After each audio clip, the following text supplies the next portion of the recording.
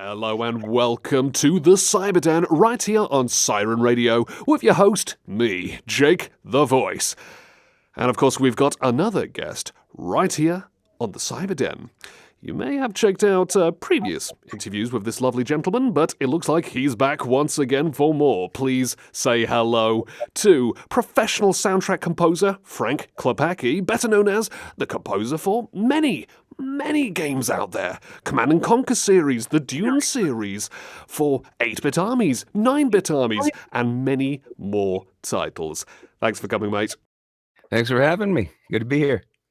Now, Frank, let's go right back to the beginning, and let's start things off, of course, with the bread and butter question. What inspired you to become a video game composer?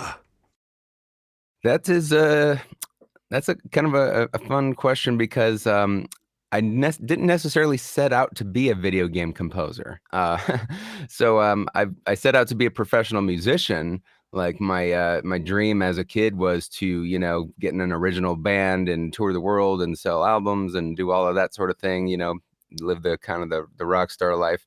And I stumbled into the video game thing by getting a summer job as a playtester. So that sort of opened my eyes to the magic of Westwood Studios, and then the light bulb went off in my head at that point that, God, what else could I do here that would, kind of be fun? And being that I already had music and audio experience at a young age, I applied with the audio director there to assist him with, participating in that. And he hired me. So I became a video game composer at that time. And that was straight out of high school. So I figured this would be a great job to have until I get the dream gig of, touring and et cetera, et cetera. And lo and behold, that became my career. So what would you consider to be your musical inspirations, bands, artists? I mean, I know you came from a musical background, of course, so would you definitely say that your musical parents were definitely a big inspiration on your creations as well? Oh, absolutely. Yeah, my parents being musicians definitely had a big part to do with that. Mostly because, seeing them perform all the time made me get the bug to want to give that a shot myself. So, but since I got started really young, like when I was about 8, guitar was really, really hard, to learn, and bass and all of that. So I was like, well, maybe drums will be easier. And, not that it necessarily is, but it was something that I gravitated to right away. So that became my first instrument to learn to play. I later learned how to play the other instruments once, I was a bit older and could handle it.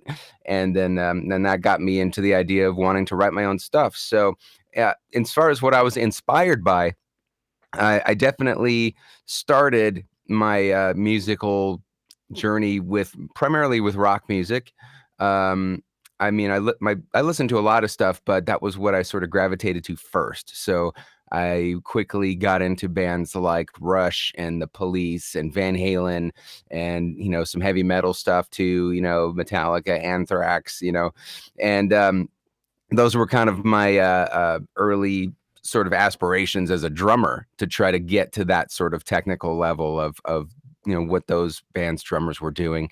And then I discovered funk, and then it was a whole new ballgame. Like I loved, Sly and the Family Stone, James Brown, Tower of Power, stuff like that. And really wanted to just dive into that, because there's a lot of, great drumming in that music too. And groove is a really big thing, of course, being a drummer. So, I've kind of always primarily circled those two genres, and then eventually opened up to other things, progressive stuff, fusion stuff, jazz and also pop to a degree, if there was anything that I liked, so those were sort of the early inspirations of drumming and getting into music. Later on, of course, a whole new set of inspirations occurred to me as a composer. So then we're talking John Williams has always been, someone I loved his work, since the beginning. And, Vince DiCola is another huge inspiration for me.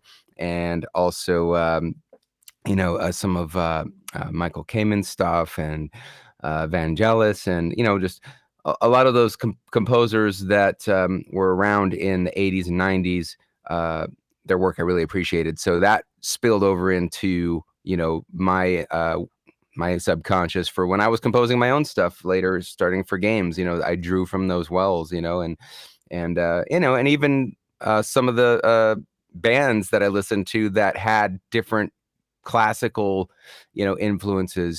Some of the Metallica stuff, was, for example, or Yngwie Malmsteen or Iron Maiden, or stuff like that were interesting to me too, to draw from, especially for early video games, like starting out on the NES, and subsequent, games and systems after that, where the technology was simpler and you had to make stuff work in a clever way. Those were all things that I drew from. So very long answer, but hope that answers this for you. Let's get talking a bit about the composing in the early days for, well, you've done compositions for games like there was The Lion King, Legend of Corandia, and so on. So what can you tell us about composing in those early days for such titles, especially with all those kind of technological and engine memory limitations that were quite prevalent back around those times? Yeah. So, right around that time, well, especially going back to Legend of Corandia, like even the first one, we were using primarily what we called the ad lib card, which was an FM synthesis card that we used in our computers back then for generating sound effects and music.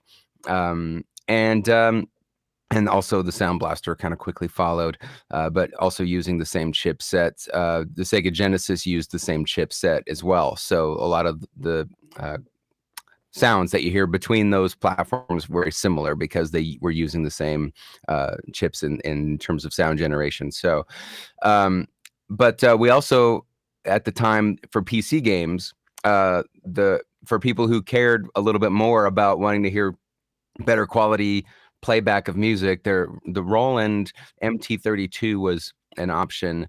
It was like a little synth module that you could buy and use that for playback, and then also later the Sound Canvas, which was sort of an updated version of that. We utilized all of that, so you had the option to choose in that game, what we're going to use. But the limitation wise, the big thing that did not change was that we basically had a limited amount of voices, or channels, if you will, to play back instruments. So I would basically have 6 voices available to me to utilize for instrument playback. And so I would have to be very clever a lot with utilizing that limitations by changing up the instrumentation a lot within the same channel. Like I would insert all of these program changes and put in all of these dynamics and volumes and pitches and things like that to kind of, bring the score to life as much as I could. And it was just very, very tedious process because, the technology and the programs we used back then, it wasn't as quick and automated as things are now. You had to really figure out how that program did things. And then a lot of times you did insertion by hand with, every little data point. So, so a lot of that went into it. And then when we got to the Lion King, for example, it was similar limitations, but you could sample your own instruments into the Super Nintendo. So that was something that at least gave me some extra creativity to figure out how to utilize with taking, which instruments am I going to use and load them in for each song. I could actually take little phrases if I wanted to. So I actually sampled the phrase of someone singing a phrase from like Circle of Life, and then, downsampled it to fit in the memory and then played it back along with, the rest of the track that, I rearranged for that. So that was another kind of aspect of working back then that was part of navigating that limitation. Let's get talking now about the first Command and Conquer game. So, what can you tell us about the kind of goal and direction with the first title's critically acclaimed OST? Yeah, so getting started on that was really the kickoff was a roundtable meeting between myself, audio director, president, and we just were sharing music with each other in the room. So like, we're all taking our CDs out and popping one on at a time, trying to come up with ideas that would fit the sort of sound, if you will, or soundtrack of what this game should be. And a lot of ideas were thrown out there.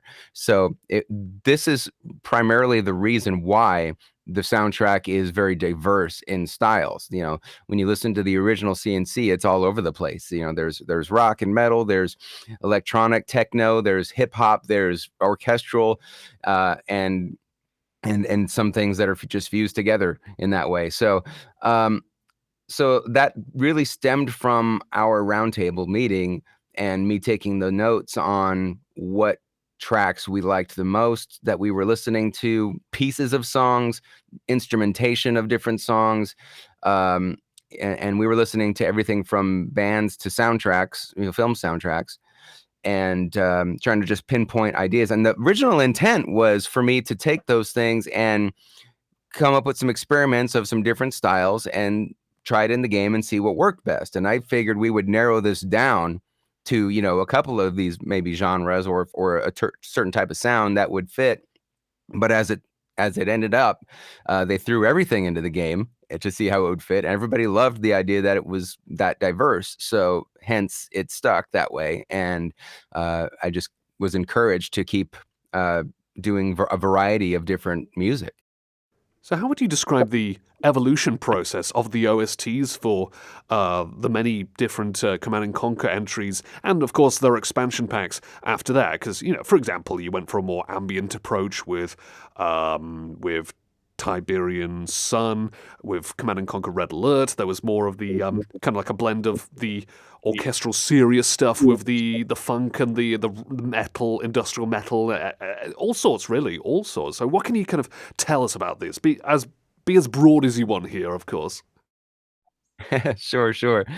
Well, as we, kept going with the series, things did get more refined. I mean, it definitely got its own sound, if you will. Like, I feel like the first one was definitely more experimental, but once we got to Red Alert, that was really where things started to kind of gain its own sound a bit more. The fusion that I came up with of industrial and rock and electronic and funk and all of that, like I figured out the way to blend that in a cohesive sound at that point. So even though the soundtrack is still got variety in it, it's a lot more focused, I think, and it feels like it's come from the same place. Whereas the original CNC, it feels like it came from all sorts of places. So I think that's the main difference moving forward. Like, it got a bit more refined. But that being said, like you said, Tiberian Sun, even though the direction of each game definitely had, sort of its own thing, Tiberian Sun being a little bit more ambient, being more focused on that, it still drew from the same well of refined, inspiration at that point. So at least there's also consistency from game to game within the soundtrack for each game. So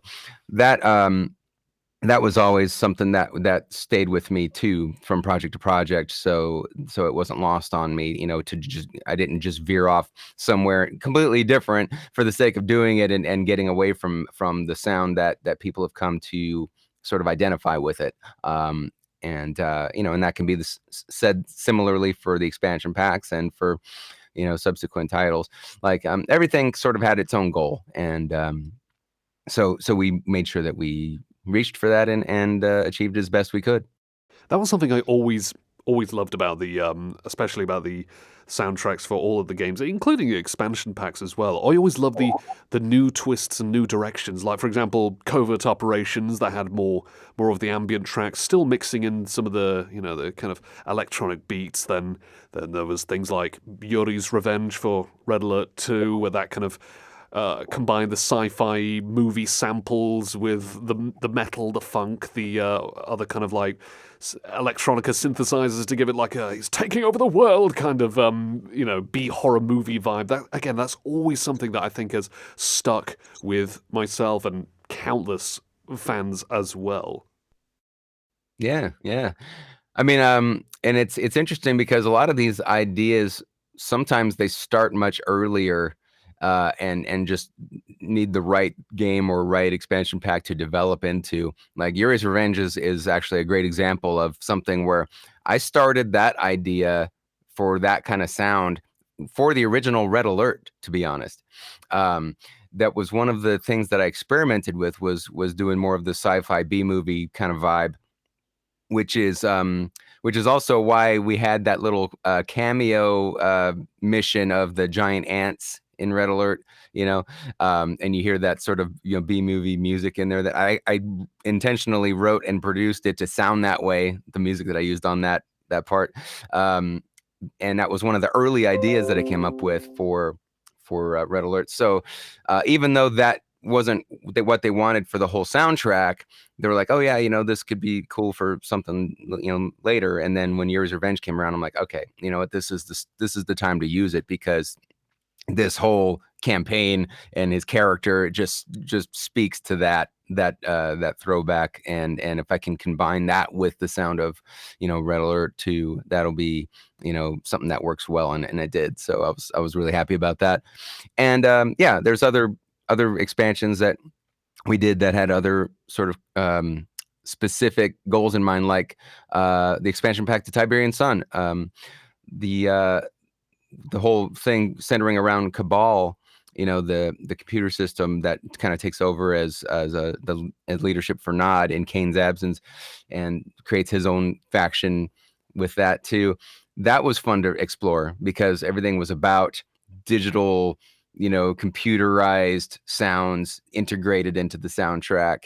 And so that was sort of the idea there. And that was something I talked with, I remember specifically with the producer of that project. He said, hey, it'd be really cool if we could hear like more sounds that were indicative of communication, computer sounds, modems and just weird stuff like that. And I was like, okay, and then started digging up sounds to use for that stuff and integrate it into the soundtrack. So it was fun to work on.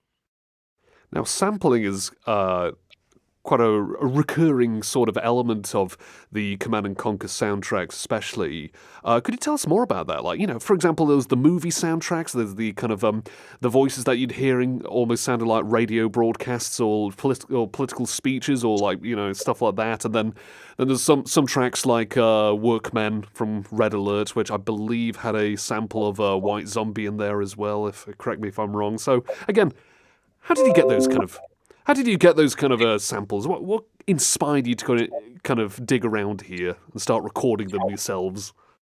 Sampling was a big thing in the 90s. It was sort of a trend that was happening, and so that was something that we wanted to look at for integrating that element of things into the soundtrack from the beginning. So with that in mind, that's where that kind of came from, with integrating it into the soundtracks.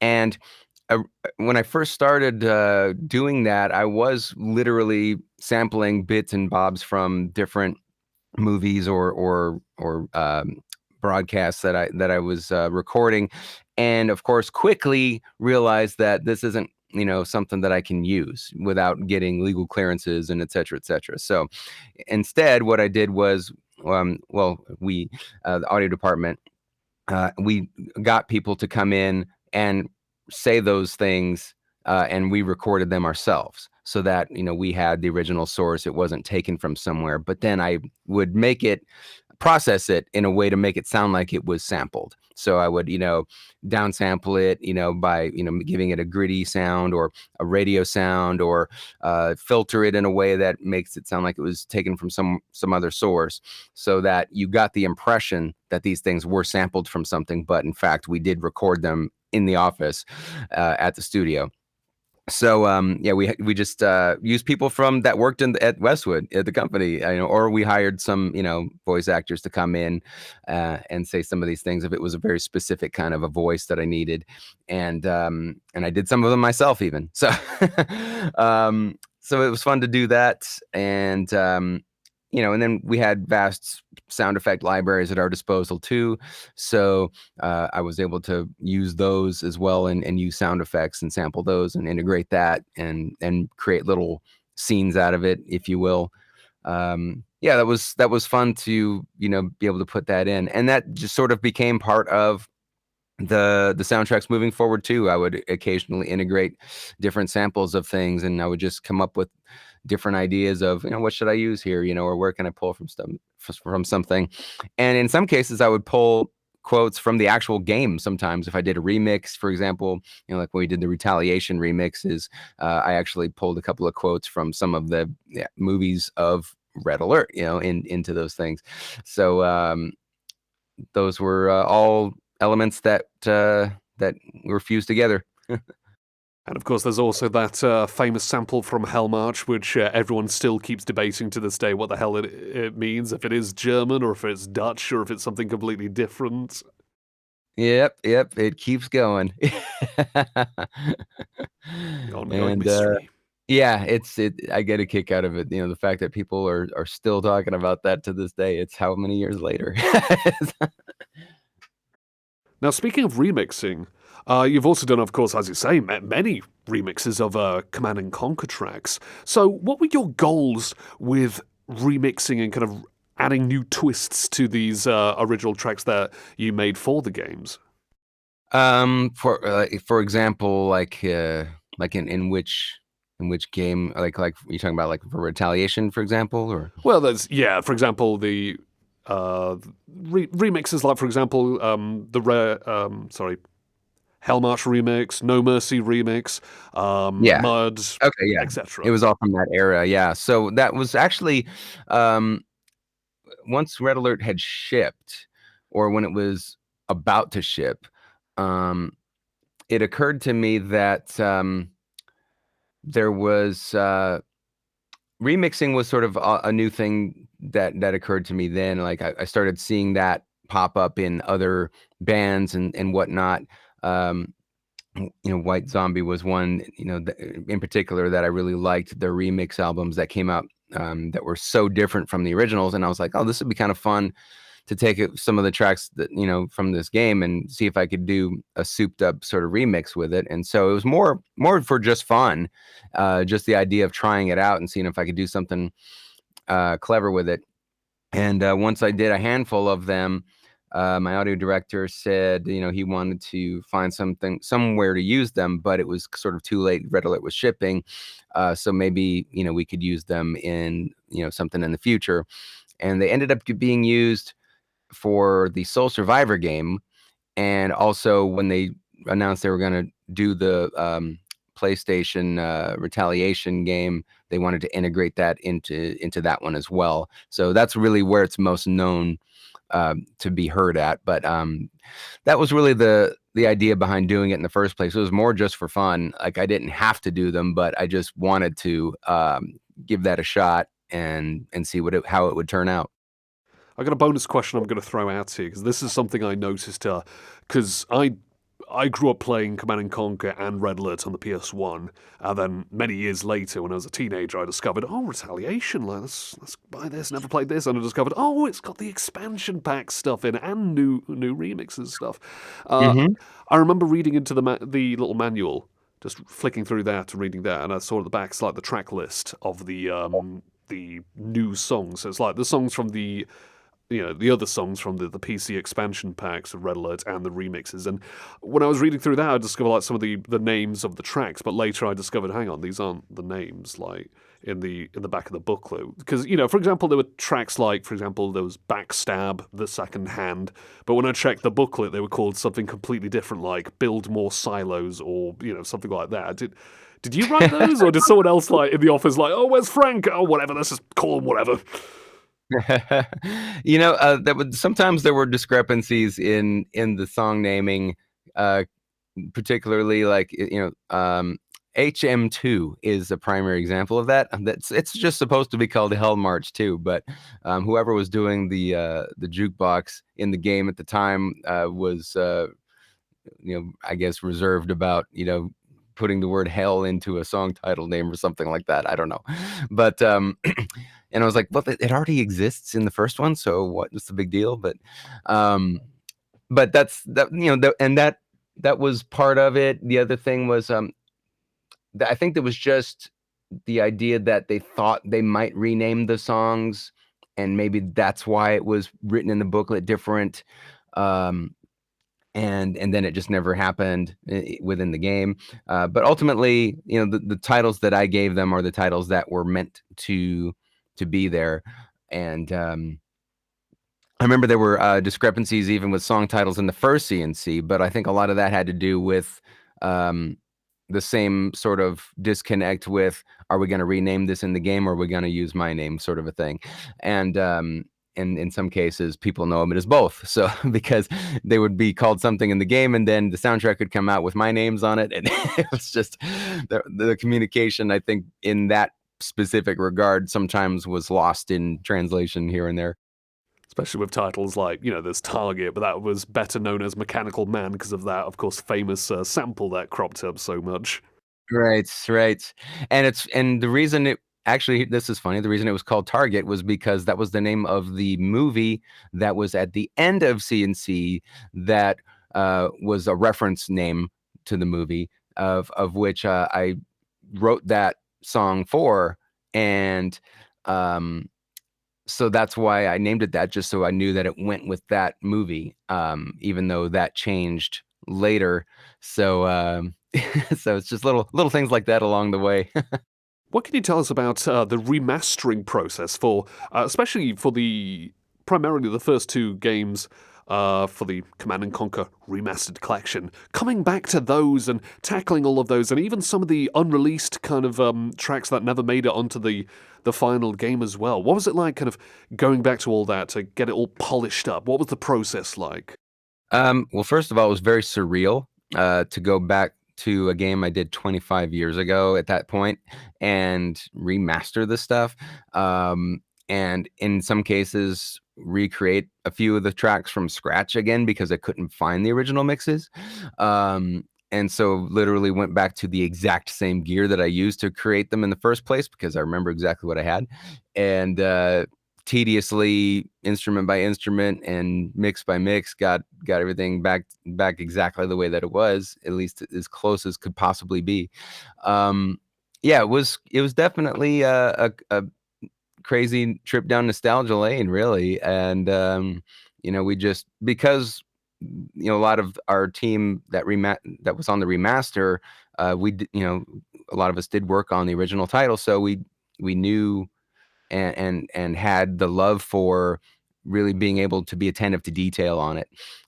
And my personal journey with it was not so much. Well, I mean, it was obviously the music was a big part of it, but I also had to go and redo all of the sound effects for the remastered collection, and I didn't create those for the original. So, but I knew all of the source material that we had access to at that time. So I went and took a real deep dive into all of that to faithfully get all of those sounds in a high quality.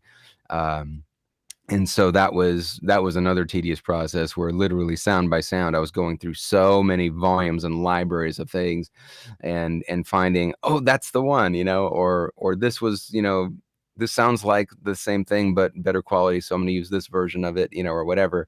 And that was another part of the process that I went through as audio director, going through everything and cleaning all of the audio up. But musically, it was kind of fun to find some of these lost tracks that we ended up including as bonuses that people hadn't heard before. Like there was a track called Tank Battle that was a new track, old track that was written back then and recorded but never used. And it was actually recorded during the Covert Ops era when we were working on that, because that was something that was more upbeat that I wanted to include into that expansion. And then they told me, we want more of the ambient tracks instead. So then that was left off and subsequently wasn't reused for another game in the future. They just stayed on the old tape. And so it was fun to unearth some of that stuff and put it in the remastered collection and just have them be bonus tracks. It's like, hey, this is stuff that existed that you never knew or never heard. And so now we get to bring those to light and make that part of this whole complete definitive collection. including especially the Command and Conquer blooper reel track that you made, and that being wasn't that like a bonus track on the end of the PC version of the first Command and Conquer with again all the cutscene recording bloopers of people like you behind the microphone and Joe Coogan who was kind of flubbing his lines as Kane and stuff like that, and then you just kind of turn that into its own kind of rap song, etc. Yeah, it was funny because I had created that as a fun theme to possibly be played over the credits of the game. As you finish the game, I thought it would be fun to use that, and I don't know that it ever was, but nonetheless, it was revealed as a bonus track somewhere along the way, and I can't remember exactly how or when, but nonetheless, I was able to put it into the remaster collection too as a fun thing for people to hear. And yeah, it was a lot of the voice actors that we recorded, for the samples and stuff I was talking about. It was a lot of their outtakes and some of the Joe Kukin outtakes and movie outtakes, the audio that I had access to at the time. I remember asking specifically our lead sound designer Dwight. I was like, "Hey man, do you have any of the other takes? Where they messed up or something funny happened?" He's like, "Oh yeah. Sort through these tapes here and see if you find something." I'm like, "Cool." So then I went and sampled some of those and put them in the track. So, what are your thoughts about the many kind of fan mixes and covers, especially of the Command and Conquer soundtracks? Any in particular that stand out, or do you think like, oh, there's too many to think of? There are too many to think of now. I mean, there's so many people are out there covering that stuff to this day, and it's very flattering. I mean, I love it and champion that. Hey, if something moves you and you like it well enough to put the effort in to learn it, cover it, and make your own version of it, cool. Um, so yeah, I of course champion anybody that wants to do that. It's just it reminds me of when I was coming up and when you want to learn a song, one of your favorite songs, and just learn how to play it, just to start with, let alone record it or figure out another arrangement that you would do of it or another style or genre you would try to do it in. you know um it's cool that is more accessible to people, and people feel that they can be creative and showcase that. So yeah, I'm grateful for people that want to still cover that stuff and still love it that much that they care enough to do it. Now, let's get talking a bit about the Tiberian Sons. How did this collaboration come to be? And what was it like getting together for all those kind of live performances of Command and Conquer tracks, and also collaborating together to do covers of your original CNC tracks from many of the titles, which ended up being used for the remastered collection? Yeah, so really, so that all starts, well, kind of starts off with your previous question, talking about remakes, covers and stuff. So Tony Dickinson is the main guy in Tiberian Sons. He started it, and he started with his remix version of Hell March. He wanted to do some epic symphonic, remix of the Hell Marches and throw them into his own big epic pool version of it. And so he was he was a teenager at the time, and he was doing like online remix contests, and he decided to email me to ask me my advice on what I thought of his remix, if I give him any pointers how to make it better or improve it or whatever. And so I listened to it and I was like, wow, it's like this kid's got some talent here. This is a really good version. So I told him, I was like, you already have a great sense of arrangement and all of this, is cool. I was like, so it's just really the mix that I think you should, work on this. And I gave him some pointers as to how to improve his mixing technically and all of that. So and then he ended up winning his remix contest, and then he just kind of stayed in touch with me after that, and we were just email back and forth now and again. And he was a great musician in his own right, and on the upward trajectory of his own career. He ended up, joining the Trans-Siberian Orchestra, which is, big arena show that does like a rock Christmas sort of show, and they do it every year. But apart from that, yeah, he kept he started the band, the Tiberian Sons, with his friends, and they started to do other covers of other video game music and other remixes, and the whole thing was just always like over the top, like they wanted to do all of these great, epic, over the top versions of video game music that they loved, and they were real passionate about it. And so I kind of got to see his journey along the way when they were doing new stuff, and they performed live, over at MagFest and did their stuff there, which is how I heard about MagFest. And anyhow, it occurred to me that after some of my other friends also told me how great that experience was, that I should check it out. So that got my wheels spinning on the idea of what could I do to put together a video game concert, because clearly there's an audience for it. And I've always thought about this even in the past prior to this, but I just never thought of where the right place to do it would be, or what kind of demand there would be for something like that, but as it turns out, that's something that definitely grew over time. So this was sort of the time to do it. And then once I pitched the idea to MagFest, then I got offered a headline slot to perform. So then I said to Tony and the guys, I was like, hey, I'm going to need some backing musicians to do an official CNC show. You guys want to, join me and do this? And they're like, hell yeah. So they were stoked. And at that point I, went down the list, selected the songs that we were going to do for the live stuff. And it was really based on what I felt were the strongest songs in, each of the games, or the signature songs in each of the games, and also a lot of my favorites. So that's where it started. And while I was in the midst of putting that show together, that's when we got hired to do the CNC remasters for, Petroglyph was hired to do that.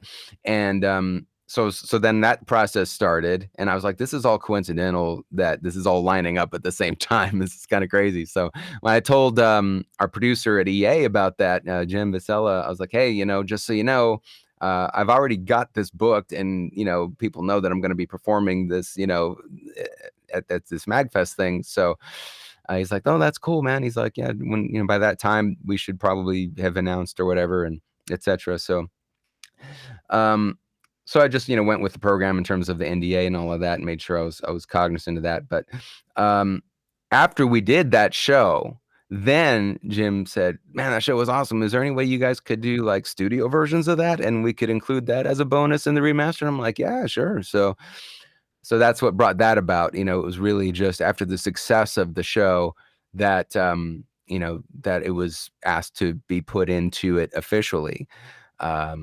So that was really cool. It's cool that all came together that way. And I was glad to kind of revisit, those songs, and to be able to do some live versions that, showcased the musicianship that we had with the band, and also, put a little bit of a different spin on, the familiar tracks that everybody loves. So that's how that all happened. Let's get chatting about other RTS games that you've composed for. For example, Dune 2, Dune 2000, and Emperor Battle for Dune. So, how was composing tracks for the Dune video game real-time strategy series compared to, for example, Command and Conquer? What was different? What was the development process like? Well, starting with Dune 2, that was before Command and Conquer. That was sort of what kicked off what became CNC. So starting with that was, just new territory for us. We're doing something that hadn't been done before in terms of the real-time strategy genre. Of course, we weren't thinking that way at the time. We were thinking like, just how we're going to make a great game, So for me doing the music then, that was still back in the FM synthesis days. And so it was the same sort of mentality as I described earlier, with regard to the limitations and whatnot. But my approach then was, to take advantage of, whatever tech that I had to utilize there, and just push it as far as I could in terms of what I can do with it. A lot of tempo changes and time signature changes and instrumentation changes, just kept it rolling so that it was a smooth and seamless experience from building your base to getting into combat. And then it was also, I drew inspiration from, like the original 80s movie, the Dune movie that David Lynch did. And then also there was a Dune 1 game that was simultaneously in development. We were under Virgin Entertainment at the time, and Virgin had the other Dune game in development with a different studio. And so, and I thought the music to that game was really cool, in fact. So it was sort of a hybrid of drawing influence from the original movie and that game, and also just, whatever I wanted to come up with, I was encouraged to just have some freedom creatively to do that. So that was that ended up just being a quirky, fun, interpretation of all of that. It wasn't until we got to Dune 2000 that I felt like I could really realize what I wanted my soundtrack to sound like, because at that point, we had done CNC and Red Alert and all of that, and we had technology now to utilize wave playback and all of that. So I was able to record this music the way it was supposed to sound in my mind anyway. And so I took a lot of those original themes from the old Dune 2 and revamped them into the new versions for Dune 2000. And I was like, yeah, okay, now it sounds the way that I really, really like. And then subsequently was able to do more different tracks to complement that as well. So yeah, working on the Dune games, it just had its own vibe and its own flavor to it, and it's its own universe. And I love it, actually. I mean, I really enjoyed, the Dune universe and story and atmosphere, and I liked the idea that I could contribute to that. So that's what became part of those games. And then later on down the line, with the formation of Petroglyph Studios, then from that came, for example, 8-bit Armies, that series, and of course the 9-bit Armies. Tell us more about the compositions for these entries, this kind of like modernized real-time strategy title, combining, the chiptune with modern instrumentation. What can you tell us about 8-bit Armies, 9-bit Armies, and all the kind of the bonus kind of campaigns and factions that you made soundtracks for? Going back to 8-bit Armies to start with, that game was basically like, how can we just get back to the roots of RTS and make just something fast, fun, get in and just start enjoying yourself right away without having to, overload yourself with a lot of, other details. It's just, wanted people to just simply be able to get in and just start playing and have a good time. And so, everything was about, let's make some stylized choices here. So, the art style, let's make it, more, pixel like, but it's still in 3D, and let's make the audio more, retro in terms of, an older sound, but with, modern sensibility. And so that really was just sort of the foundation. It made sense to me was, let's take some fun, upbeat, motivating music, for gameplay, and keep it fun. Make it sound fun, and utilizing like chiptune instruments specifically over the top of, the foundation of modern electronic rock music and stuff. That seemed like the great fit for those titles. And I continued that with 9-bit Armies as well. So, proper sequel, continues that same style, same vibes, but with new music. So there were some other variants that were done too. For example, we did 8-bit Hordes, which was, the thematically fantasy, and then that was focused on orchestral music combined with chiptune instruments. And then we did 8-bit Invaders, which also was a sci-fi focused, and so it was more synthesizer ambient based, or just futuristic sounding, but still has chiptune stuff on top of that. So the chiptune influence and instrumentation is always going to be combined with whatever aesthetic the next game in that series is going to bring. And 9-bit Armies, since it was a proper sequel to 8-bit Armies, it was just, okay, let's go back to the soundtrack I did for that, but let's, expand on it and update it now for 9-bit. And so, yeah, those are fun to work on for the sake of just keeping everything upbeat and fun and, I can again I had plenty of creative freedom and control to do what I wanted on those, and the result is just more fun RTS shenanigans. Let's get talking a bit about some of the bands that you've collaborated with. For example, you're part of bands like I Am. You member of Home Cooking and all sorts of others, really. So, could you tell us a bit more about the creative process for these bands back in those earlier days? Yeah. Well, yeah. I remember when I was in the band I Am. We rented a practice room monthly. It was like our permanent like practice room that we set up our gear in, and we would rehearse there. Probably 3 times a week on average, and we would just always be writing and coming up with new ideas, and all of us contributed, and we would just keep cranking out new songs and keep playing gigs in order to try to get up the ladder in terms of getting noticed, getting signed, or maybe touring out of state if we could, that sort of thing. But ultimately the goal was to get an album out. So we did that. We really worked hard, played a lot of gigs, saved up our money, went into a professional studio, and we recorded the album.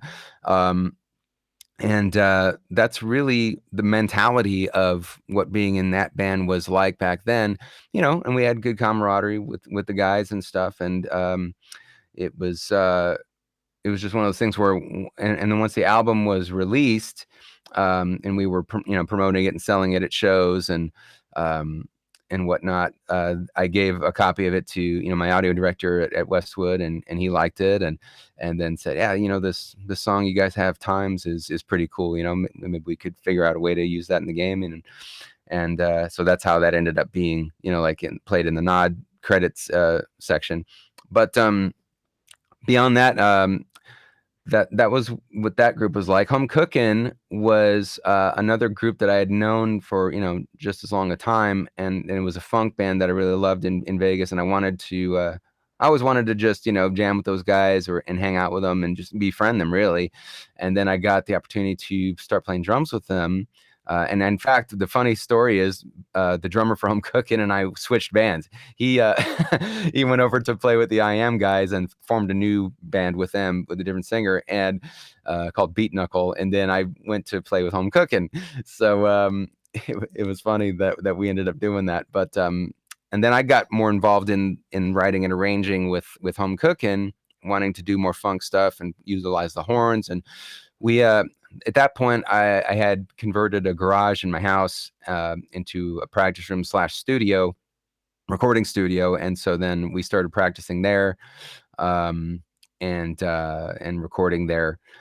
And really, that was different though in terms of how we worked, because there's so many people in the band. We had 10 guys in the band, so the core rhythm section really was the source of writing, and we would practice together more often just as a unit that way before we brought the horns in, because we would always because the horns really needed charts to play, in terms of, what are they going to do on the top of this, and even though we could ask, them for their creative input, it would just take a long time because everybody was busy doing other things. People had other gigs going on. So, it was one of those things where the lead horn player, a guy named Rob Mader, he wrote all the horn charts in the beginning with the band, and put the section together, and that was really inspiring to me. And when he became less available because he was, getting other calls for different gigs, I kind of stepped up to the plate and started writing more of the horn charts. Because I would always ask him, "Hey, man, we got a new tune. Are you able to do this?" And he's like, "Man, I don't have time." I'm like, "Ah, shit." So then I would have to, take up the mantle myself. So that's kind of how I transitioned into doing that with that group, and ultimately ended up producing our albums, because at that point I had gotten the bug to want to produce more and figure out what gear I needed. And so I learned from as many recording producers and engineers as I could in terms of, what should I get, what, what techniques to utilize, got some books on them, because this is all pre-internet, by the way. This is all mid-90s, before the internet took off and you had access to all of this massive encyclopedia online. So you had to learn, actually in person back then. And so that was something that I really took seriously. And it bettered my skills in every aspect, including at Westwood, as a composer there, all of that stuff I could use in every capacity. So it was cool. Yeah, the nice thing about being in a band and performing, it's a completely different mindset from composing and producing. It's really, you got the camaraderie with the guys. Everybody's shows up to, be on the same page and accomplish the same thing. And it's just fun, you get to just let loose and express yourself musically through your instrument, live in front of people and amongst each other. We listen to each other and dig in on that. And that really is the rewarding part of it. And that's why I've always done both in my career. I've always had both aspects to what I do. Let's get talking now about your solo albums. So, tell us more about the goals with each of these sorts of albums and things like the production behind them, the inspirations, etc. Please tell us more about them. It's crazy to think that I've been putting out solo albums for a super long time now too, like since 2002.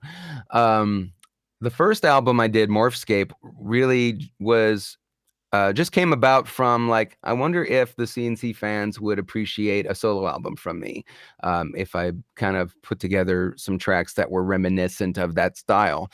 And so I did sort of a variety album in that regard, some techno stuff, rock stuff, the hybrid sort of sound. And I kind of just focused on that. And a lot of it was just sort of ideas I had laying around that I hadn't fully finished or mixed or whatever. And I was like, I've got enough stuff here that I've done on my own that is in this vibe that I could, really put an album out and see how it does. So it was sort of a test to see how well it would do. And I launched my website around the same time. And once I got that together and figured out a way to launch that and found an online store partner to be able to fulfill the orders, then I realized, hey, this actually, paid for itself. So I considered that a success, and that just put it in my mind to do more of them in the future. So I started focusing on making the effort to do that on my spare time, free time. I would always have a similar studio set up at home that I did at work, and because that allowed me to, expand on ideas. If I started on something at home, I could bring it into work. I could finish it there. As far as the game stuff went, stuff that I did at home for myself, then, obviously I left that there. But I would I started working on Rocktronic, which was a little bit more of a focused idea, and started just kept that sound going. And I had a lot of freedom in terms of my way of thinking when it came to my solo albums, in that anything goes. So it wasn't for a game, it wasn't for a specific reason or an assignment or a deadline. I had carte blanche. So that's what I like to live in, that zone when I'm doing solo albums, because there's no rules. I just write what I feel like at the time. And if it's something I feel like is strong enough to go on an album, then it goes on the album. Or if it's not, then it stays in the idea bin, So that's how I've worked ever since. Honestly, that workflow has always been the same for me. That's the way that I work to this day. Different concepts, however, occurred to me along the way. So a new solo album for me is going to largely be influenced by other things at that time that I'm listening to. And I'll take that and figure out a way to integrate, that into what I'm working on. So it could be something just as a general genre style thing that I'm paying attention to at the time. It could be certain artists that I like. It could be, certain sounds of instruments or synths that I gravitate to at that time. All of those things kind of fall into place at any given time I'm working on a solo album. So and most recently, well, in the last couple of years, I started a Patreon page, and I had a bunch of people get on that, and that really fuels my solo album efforts. And and I also offer a lot of other things on there too. Like I do a lot of video content. For all of the CNC fans out there, I mean, if you ever wanted to know song by song in great detail what went into every track composed for CNC, that's the place to join and see it. That's been the archive, if you will, for all of that info, because there's so much to talk about. I could never get it all out, especially in an interview like this. I mean, there's just too much to cover. So that's all there as a resource. But the point I'm making is my solo album efforts are headed up there. And to kick it off, what I never have done before was solicit ideas from my audience. And so I used the Patreon community to contribute ideas in terms of suggestions of genres of music and styles of songs for me to go after. And I used that as my starting point. And I even have a tier for certain, Patreon members to name the tracks. So I even let them name the songs. So the album was Initiative. That was the name of the album that came out. And that was a complete first time I've ever done it based on my Patreon community suggestions and song title names. And that was a fun experiment, because of course a lot of them, are CNC fans or like certain kinds of similar music, but they would take me to specific points in my career, like, hey, we want a song that you did that sounds like this, or a genre that sounds specifically like this, and so I would take all of that info and I put an album out from it. The next album I'm doing right now that I currently have in the works is all synthwave kind of vibes, and that really was something that, just as I talked about earlier, it's what's inspired me lately to want to dive into a little bit more, because it's a genre that I really like, but there's a lot of songs that are just kind of mediocre that I've heard, like they have good production and there's good parts, but they just kind of stay in their lane. They don't go anywhere. So I wanted to kind of try to do more intricate composing techniques from myself, from what I can bring to the table, and utilize that genre as, a way to express that. So that's what I'm currently working on now with my next solo album. But if you want to find out more about the Patreon page and stuff, I encourage, your audience to go on there, patreon.com/Frank Klepacki, and you'll see everything that's on there and that you can access. You also ended up making a remix album, kind of compiling multiple tracks from many of your previous solo album efforts. Could you tell us more about the Quarantine Sessions remix album that you made? The Quarantine Sessions album was obviously done during COVID, and it started with one track. I originally only intended to do one track as a music video, and that was Virus. And of course, Virus was a song on my original first solo album on Morphscape. It was one of the more rockin' tracks.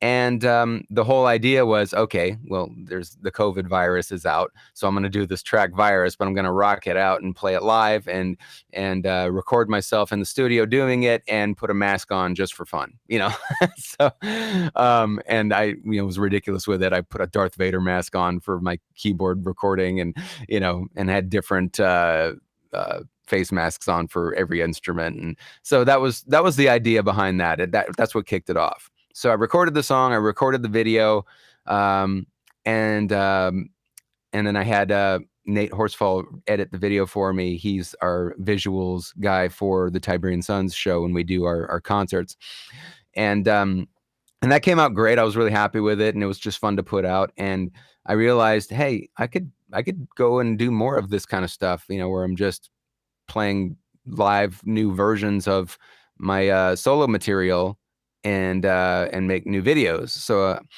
and then it got me thinking, well, then maybe I could get some guests to appear on some of the stuff with me too, and just kept expanding on the idea. So then I did a remix of Odd Funk, and I had Tony Dickinson come in and play bass on that, because I knew he's that's actually his main instrument, even though he plays guitar great and keyboards great and all of that too. But and I wanted to do something funky with him, because I hadn't really heard him play a lot of funk other than some of the stuff he did with one of his side projects. So so that was a good excuse to do that. and I had fun doing that one. And then, of course, I talked about how Vince DiCola has been an inspiration for me, forever. Well, I happen to be friends with him and, have performed with him as well. So dream come true. But also it was a great excuse for me to hit him up and say, hey, man, while we're in COVID lockdown, you want to do a collab with me? And he's like, yeah, sure. So I shared this song Rocktronic with him.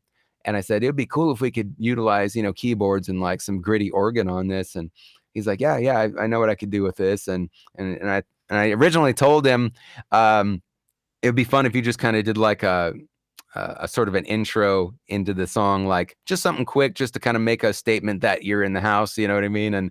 And then we kick the tune off. And he's like, all right. And so what does he do? He writes a whole intricate intro. And I'm like, okay, you just got songwriting credit now.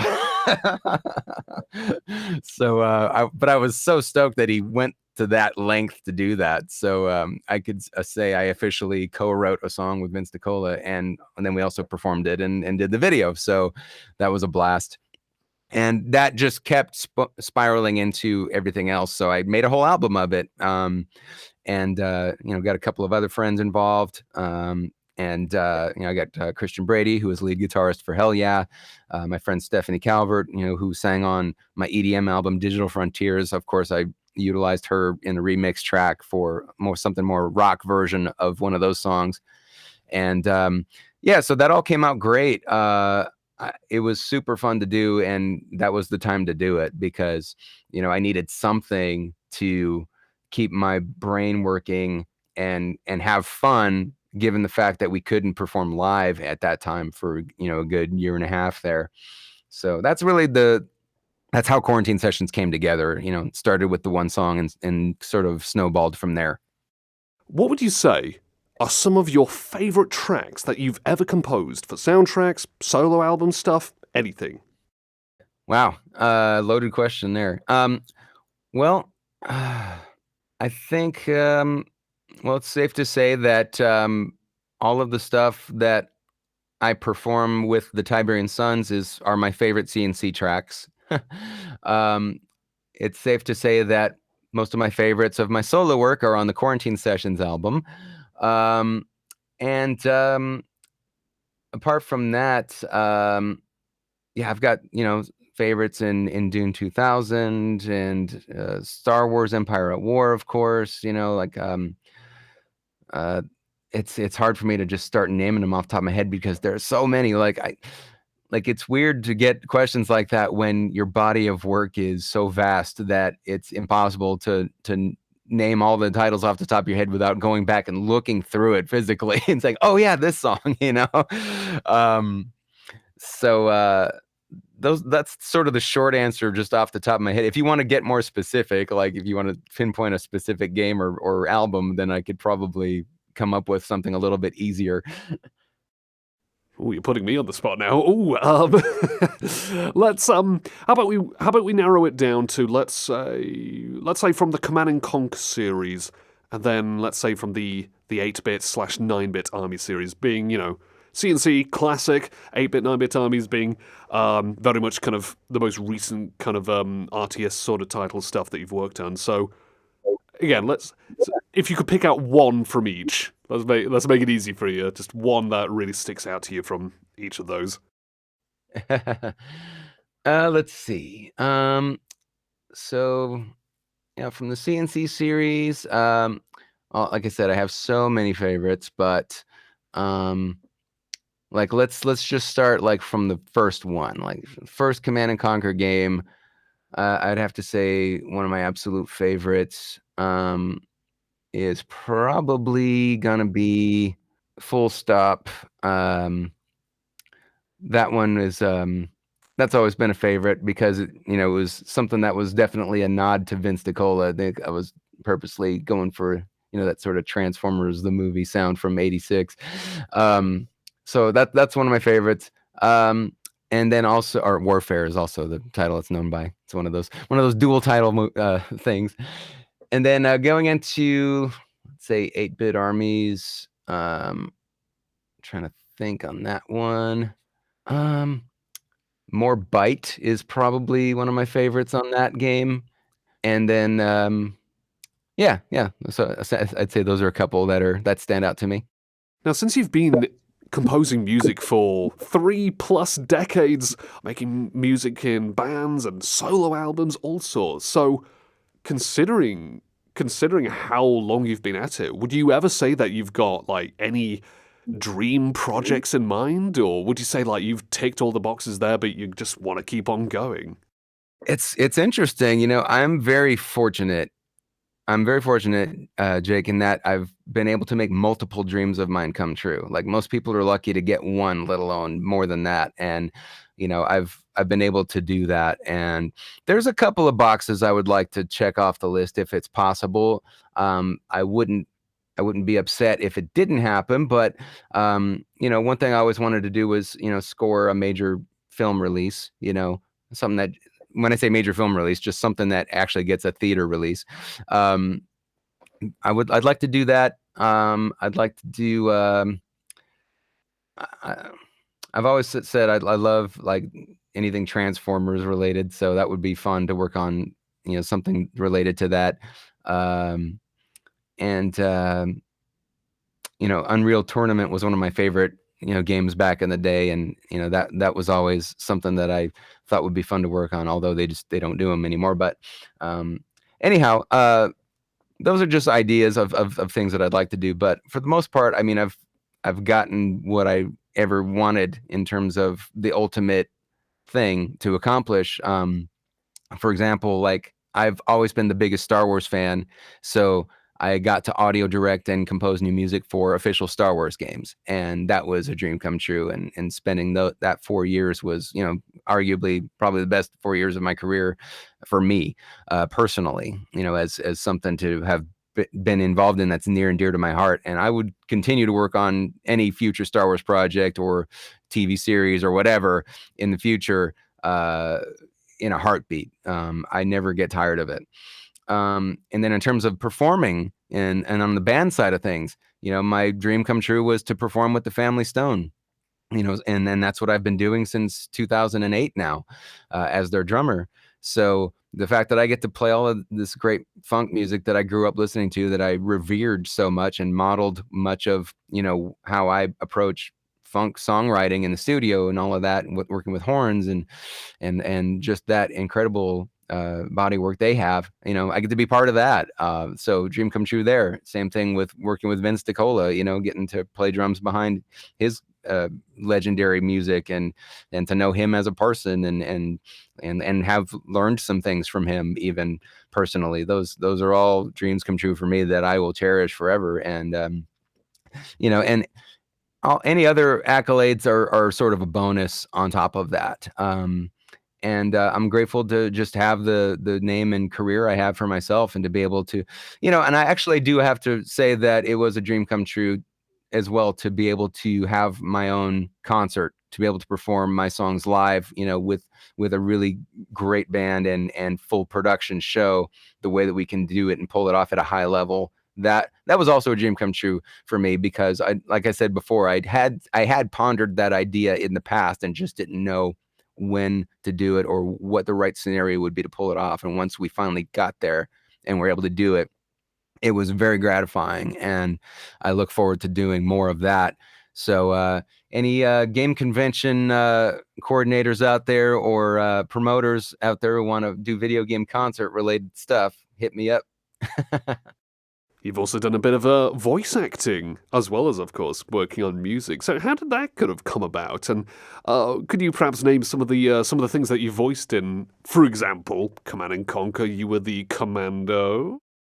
That is true. Yeah, it really just sort of fell into my lap again. Like I said, back in the day, working on those old games at Westwood, I mean, it was very much the Wild West. Everything was new frontiers for everybody, and we were just trying stuff out and seeing what stuck to the wall. And so before we got involved in using official voice actor talent, a lot of the times we pulled from people that were just working there in the building. And that's really kind of how I fell into it, even as far back as Dune 2. I was the voice of House Harkonnen in that game. So I was the Mentat, or HUD voice that you hear. Excuse me. And So that was sort of my first foray into that. And and I was also the emperor in the beginning cinematic. I was a voice of him, and then Lanzalore, I voiced a couple of things in that. Um, yeah, and then getting into Command and Conquer. You got to do the Commando. It was funny story about the Commando voice. I originally started that a lot more intense, and then had to dial it back. So they were like, "Yeah, the guy needs to be like this, big tough guy." And the first thing that popped into my head was Randy Macho Man Savage. so I started doing, "Hey, come on over." I was doing this whole version of him doing that, and so then they're like, "Nah, bring that down. We want it to sound a little more natural. So just maybe your voice, but more raspy." And that's how I arrived at the Commando. "I got a present for you." So that was more of how that developed. And then I got to do just other bit roles here and there. They would come because they realized that I had kind of flexibility with what I could do with my voice. I could, sound like a lot of different people. So I kind of became a regular, even just for recording temp dialogue. Even if they weren't going to use it, they would call me in to just do stuff like that. And it's something I've always done sort of subconsciously. Like I never trained to be a voice actor like with the intention to do it. I've taken theater and stuff like that, so I had some experience with it, but doing different voices is something I've just done naturally, just to joke around or do impressions for my friends and stuff, or imitate what's on TV. And so if you can combine that with acting chops, then you've got something, and you can try to start putting it to use. So yeah, I would just be involved in it from that. And actually, funny enough, I was actually cast as a lead actor for a recent game, which was called Arizona Sunshine: The Damned, which was the expansion pack for that. And it takes place at Hoover Dam, which is ironic because I live in Vegas. And a good friend of mine, Jonathan Wingarden, was the audio director for that game. And so he cast me as that part. And I was like, okay. And I got the script and I just started laughing because it's definitely mature rated. I'm swearing a lot in the game because, I'm being attacked by zombies at every corner and being scared at every turn. So I had to respond and act that way accordingly. So you get to play as me walking around cursing and being scared of zombies. Now, this is a bit of a hot topic these days. I want to ask you about your thoughts on AI when it comes to music. People using it for voiceovers. As a voice actor, it's like, but of course, I want to ask you though. What are your thoughts on the kind of rise of AI these days? So I look at it in a couple of different ways. I look at it in that it's number one, it's a tool. Okay. And tools are useful for a number of things. And AI can be used as a tool in a few different ways. I think that it's helpful to come up with very fast concepts and ideas about what you might be thinking of in terms of a direction. But at that point, you need to then commit to that direction and come up with something original yourself. I'm talking about specifically like when it comes to like concepting art or music or vocal ideas or whatever. Or if you're using it to write, stories, or come up with quick and easy um, like directions for uh, narratives or something like that. I mean, like I said, it's the tool and conceptualizing things at that level just to kind of get an idea rolling so that you can refine it and make it your own after the fact. I think that's okay. I don't think that it should be abused and used to replace things. Not because I'm afraid of, people losing their jobs over stuff like that, but because it will ultimately oversaturate and become generic, homogenized, and everyone will have access to the same things. And so you'll see just a lot of the same stuff being done, not to mention the copyright issues of all of it. You've got AI that scrapes, copyrighted stuff and things that belong to other people in order to generate new images, sounds, what have you, without permission. And if you're going to use that to profit in any way, then that's wrong, and that should not be allowed to happen. In fact, there should be checks for that stuff right off the bat to prevent that from happening, because it's, that's going to be another crazy, chaotic thing to wrangle.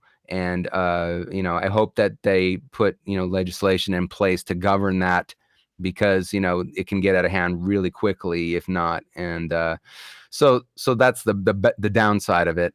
And ultimately, some useful things, like, for example, I know they used it to do voice for like a young Mark Hamill and Darth Vader for like the modern Star Wars series, because those actors don't sound that way anymore, and of course they got their permission legally, and however that worked out. So that's all well and good. If you do it the right way, great. And compensation is involved and all of that. Do it the right way, honestly.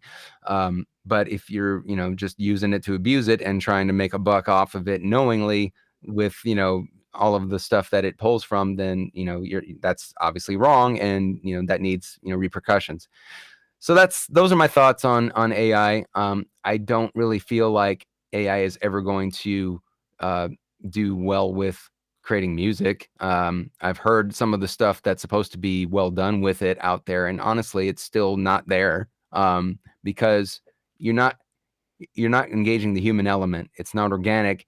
You're not going to have the types of performances that a person would actually come up with, or that an orchestra would pull off as a unit, or that the whole point of us as human beings is to develop a skill and to use our filters in our brains in order to dilute our inspiration and our feeling. And that's really what it comes down to, is it's feeling. What are we feeling? What do I feel like doing? How does it make me feel to listen to it? These are things that AI will never replace. Now, outside of composing, performing live shows, voice acting, all sorts of stuff like that, when you're not doing all that stuff, how do you personally like to relax? Wow. I like to just hang out with friends, go out, appreciate other bands and friends of mine that are in the community, and I like to play games once in a while when I have the time to sit down and commit to it. I'm the type of person where like I can't just bounce around between a lot of games. I have to kind of focus on a couple of them and commit for a while, because I don't want to have to like remember all these different control schemes and menus to navigate to go back to playing something. I'd rather just focus on something, play it for a good long while, or finish it and then move on. And I thought Baldur's Gate 3 was an amazing game. I played that to completion. Conan Exiles is one of my favorite games. Recently, I literally just started getting into Diablo 4. I know it's been out for a while already, but I haven't played it since 3. So, again, it took a long while there, but got into it again. So, these are things that I like to do. What else? I love traveling and touring, so anytime I get to play with a band, even though that's technically work, it's still fun for me to see new places and have the opportunity to go walk around, play tourist for a bit, check out something new. So I recently, in fact, spent my birthday out in Indonesia.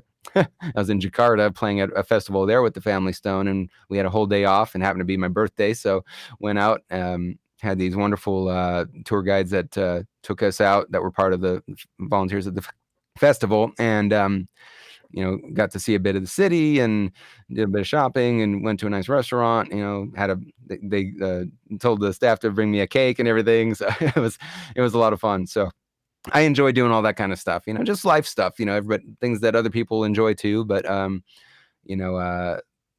it's hard to not be in a creative state of mind all the time. Like, I do have my occasional times when I'm slightly burnt out and I just need a break and to unplug from everything and just go do something completely different. So I try to keep that work-life balance, really, at the end of the day. Frank, let me just say it's been an absolute blast once again chatting with you. So thank you so much for coming on board with this. My pleasure. Thanks for having me, and great conversation as always. Yeah, it's been fun. And I'd personally like to thank all of my wonderful listeners out there for tuning into another great interview right here on the Cyberden. So Frank, thanks for coming, and I can't wait to tune into more of your songs. Much appreciated, my friend. Take care. Hey, this is Frank Klepacki, composer for Command & Conquer, Star Wars Empire at War, Grey Goo, 9-Bit Armies, and more. Keep listening to Jake the Voice on the Cyberden.